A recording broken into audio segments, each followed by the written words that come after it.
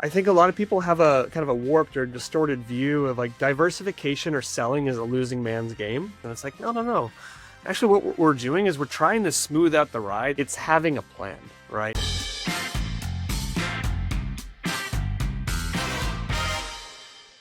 There's a tab. Most tech executives have open right now, Nick. You know it, I know it. We see it all the time. It's from Fidelity or E-Trade, and it's the one that shows how much is in their company stock.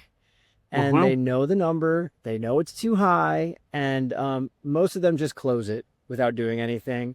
Because the moment you start thinking about doing something or selling, it just gets complicated. Oh, it does. And the closer you get to retirement, right, we've found it gets even more complicated. And so what ends up happening, you close the tab and you look away, you just put it under the mattress, whatever it is, you just don't want to think about it. But that's the wrong thing to do. And so we have to have a plan. And so whether you're 5 years from retirement and you're getting closer, or you're 10 or 20 years out, the math is going to look different at each distance.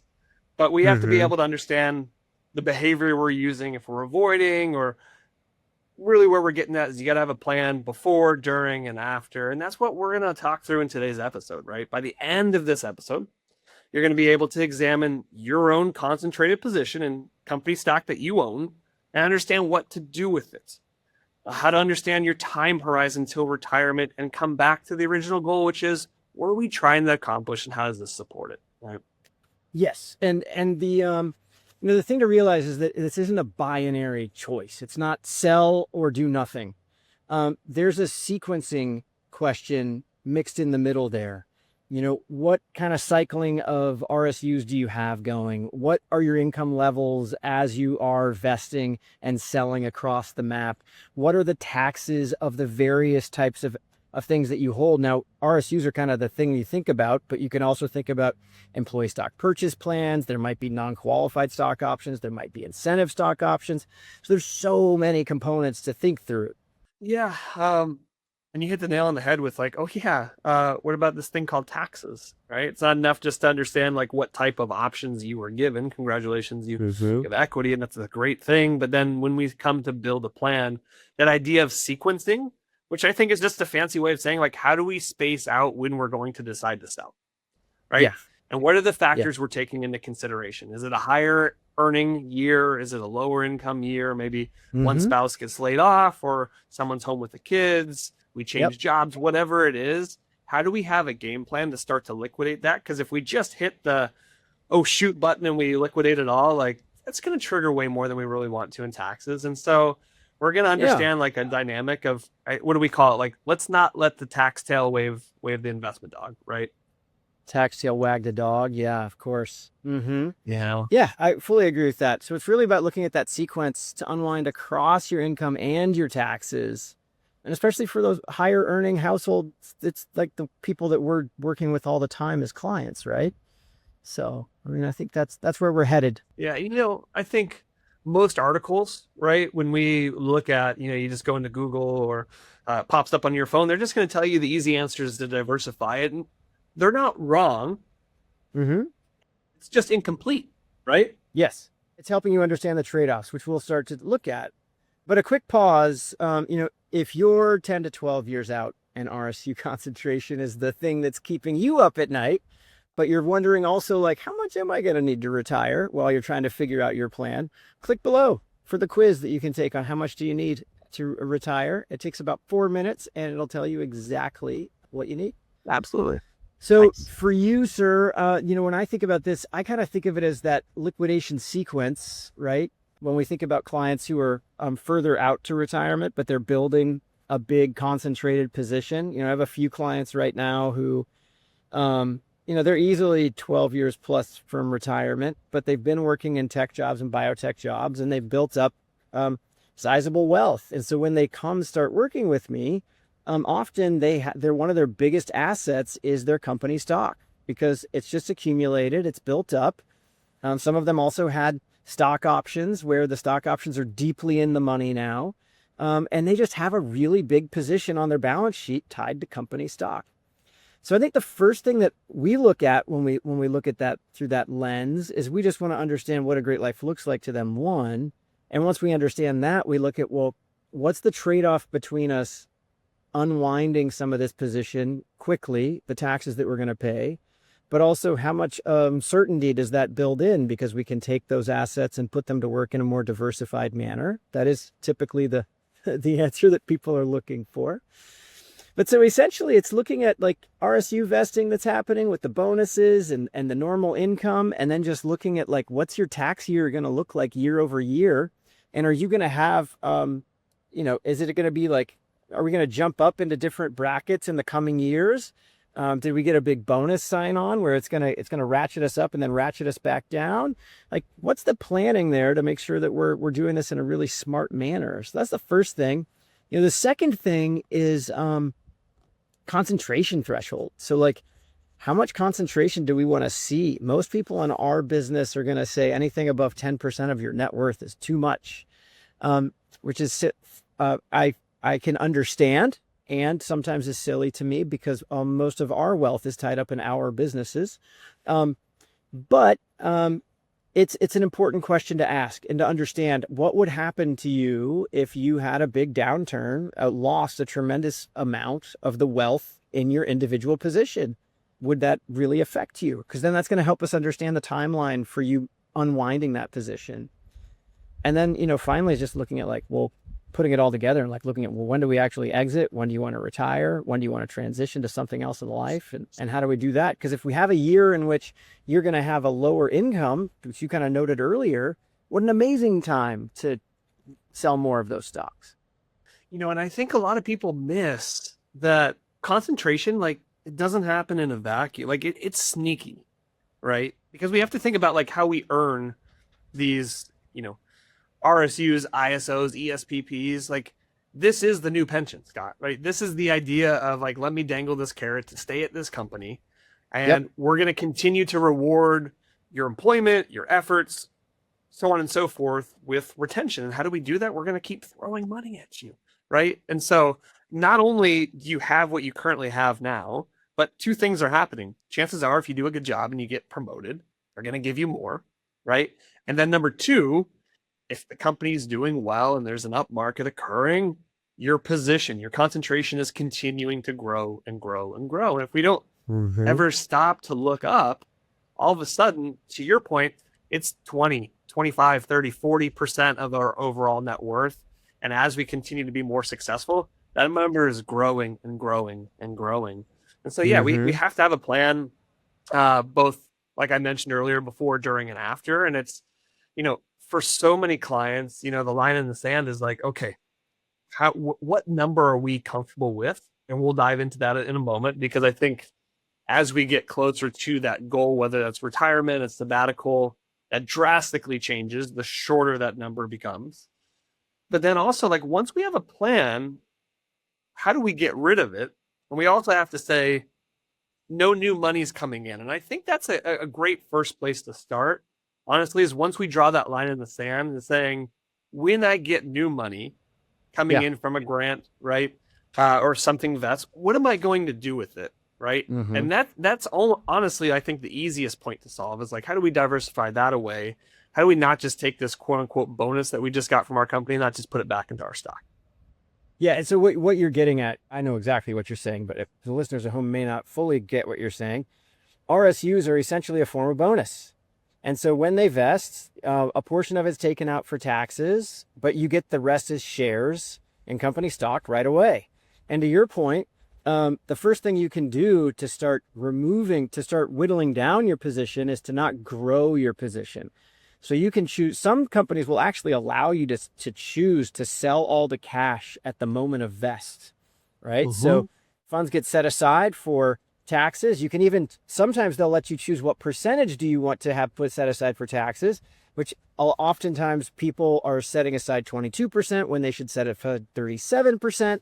So they're like, what is this tax bill at the end of the year? It's something that we actually just dealt with for a few clients who just joined last year. They're just learning all about this right now. So doing that, to your point, just makes it so we stop in growing the number of shares that we have. And then we can worry about, well, how do we whittle down the other shares?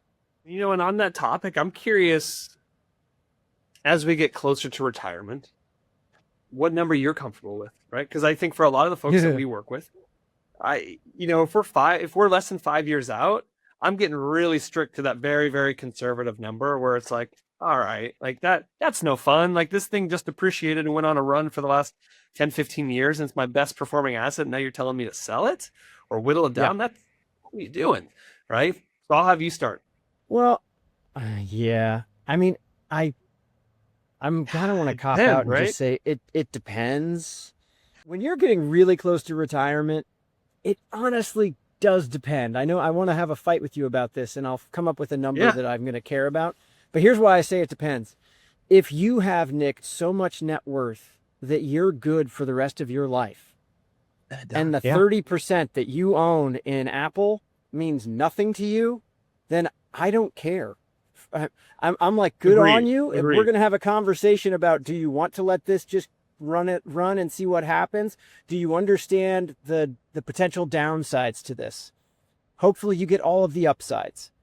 However, if those assets you are depending on to have a successful retirement, I'm going to be all over you to whittle that down and to diversify the majority of it away.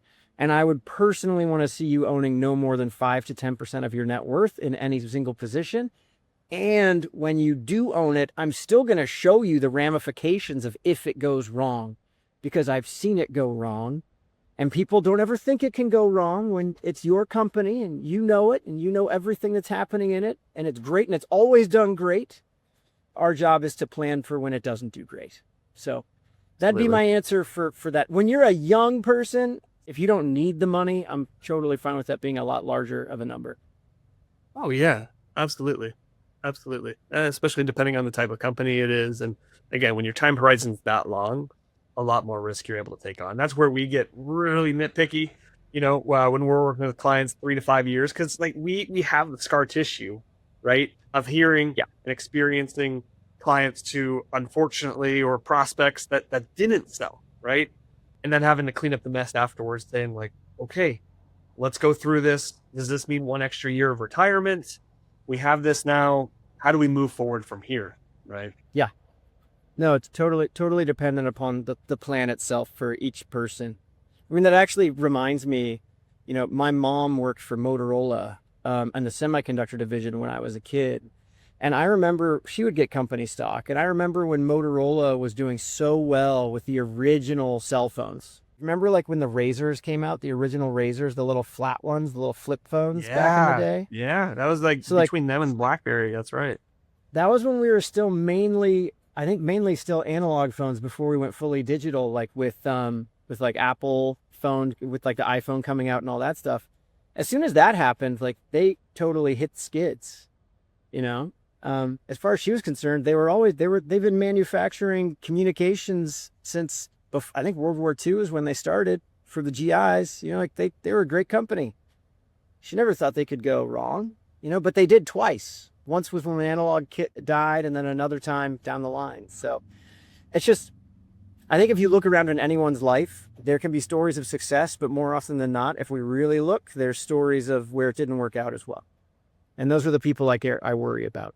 It is. And I think for us, right, when we preach the gospel of diversification, it's all about taking risk off the table. But especially as we get closer to retirement, I think a lot of people have a kind of a warped or distorted view of like diversification or selling is a losing man's game, where like we're admitting defeat, we're taking chips off the table, and I guess like I'll never make any money here doing this. And it's like, no, no, no. Actually, what we're doing is we're trying to smooth out the ride so that when markets are bad, which means it's going to take your company stock down with it, right? We're investing in something that could smooth out the ride and not drop at the same rate. Because, I think especially with tech stocks, one thing we forget oftentimes when we remember our math class is like something drops by 50%, which it happens more often than you think, especially in small startup companies or even in the tech space. Just have to go back to 2022. Doesn't take 50% on the up market just to get back to even. Takes 100, right? And when you're trying to sequence that recovery, and you no longer have that time on your side as you get closer to retirement, you're looking at trying to find other options, whether it's working longer or getting a new, it just makes it increasingly more difficult. Yeah, you're making an interesting point. And actually, what you're getting at, I would flip it a little bit though. Like when you've won with, well, two things actually. First is when you de-risk, so long as you're still working at the company, you are de-risking. But one of the things that I'll often do with clients is I will have them look at how many shares do they have that are unvested as well. And I'll put a dollar amount on them. Now they're not on the balance sheet yet because they have to earn them, but they still are, they're an implicit asset, right? They're a future asset that exists based on the stock, coming due. on the stock price, whether it's a unvested option or an unvested RSU. But like you put those off to the side, and then you go, okay, I have this, and then I have my concentration. Well, now what's your total percentage relative to total net worth? And the reason I say that is once you start slimming down the part that's on your actual balance sheet right now, you still have so much room to grow in the upside that you're hoping for with all those future unvested shares, right? So like they still exist. That's one component. The second component is what you were just saying is essentially, we've won. Let's just smooth out the ride. I would change it a little bit, and I would just say that anyone who's invested in a single stock is gambling. Any single stock across the world has not done as well, I'm going to posit, I actually need to find out, as just the broad market since its inception, right? So like maybe Berkshire Hathaway is going to beat him, but he didn't start back in the 1920s, so they should be so far ahead, the S&P 500, that it couldn't catch it if we'd invested the same dollar, right, as when we did in Berkshire Hathaway in the 60s.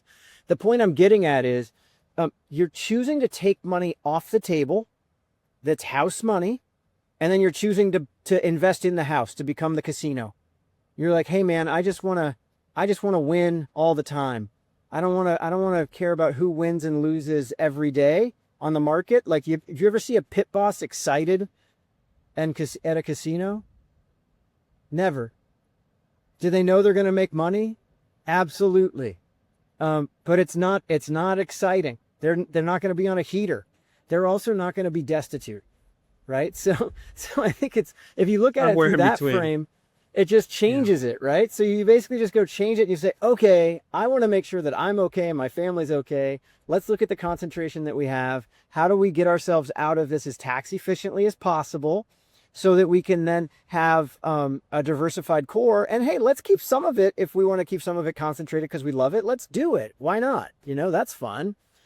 And then there's the ways that you can do that, right? So like there's if you have a taxable investment account, there's great ways to use tax loss harvesting inside of accounts with essentially like direct indexing, where you can go and create losses. So like the S&P 500 was up, 20% in 2024, but I think 2/3 of the companies had a negative return at some point in the year.